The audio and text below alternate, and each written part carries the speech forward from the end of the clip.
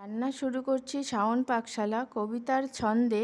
Video দেখে রান্না করুন মনের আনন্দে। নমস্কার বন্ধুরা, শাওন পাকশালায় সবাইকে স্বাগত জানাই। আজকে আমি বানাবো ভাপে কুমড়োর ডোগা। তার জন্য আমি ফ্রেশ কুমড়োর ডোগা কিনে নিয়ে এসেছি বাজার থেকে, একদম ফ্রেশ।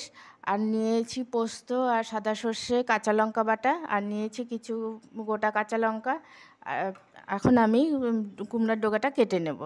আমি কুমড়োর ডোগাগুলো ছোট ছোট করে কেটে নিয়েছি। এখন আমি কুমড়োর ডোগাগুলোর মধ্যে পোস্ত আর সর্ষে বাটাটা মাখিয়ে নেব। আমি এখন পোস্ত আর সর্ষে বাটাটা কুমড়োর ডোগাগুলোর মধ্যে দিয়ে দিচ্ছি সামান্য হলুদ গুঁড়ো, দিয়ে দিচ্ছি পরিমাণ মতো লবণ। যেহেতু মশলাটা লবণ দিয়ে বেটেছিলাম, এখন ওই জন্য কম লবণ দেব।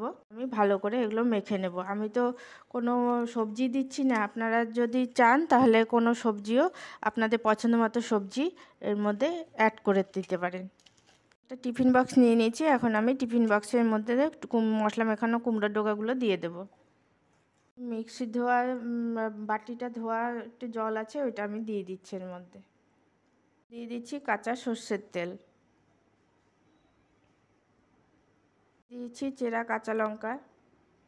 হয়ে গেছে, এখন আমি টিফিন বক্সে মুখটা আটকে দেব। এতে জল বসিয়ে দিয়েছি, এখন আমি টিফিন বক্সটার মধ্যে বসিয়ে দেব। চাপা দিয়ে দিচ্ছি নোড়াটা, এখন আমি লিডটা দিয়ে দেব। আমি কড়াই থেকে টিফিন বক্সটা নামিয়ে নিয়েছি, এখন খুলে দেখি, আপনাদের দেখাই। খুব সুন্দর মতো ভাপানো হয়ে গেছে। এটা খেতে খুবই ভালো লাগে গরম ভাতের সাথে।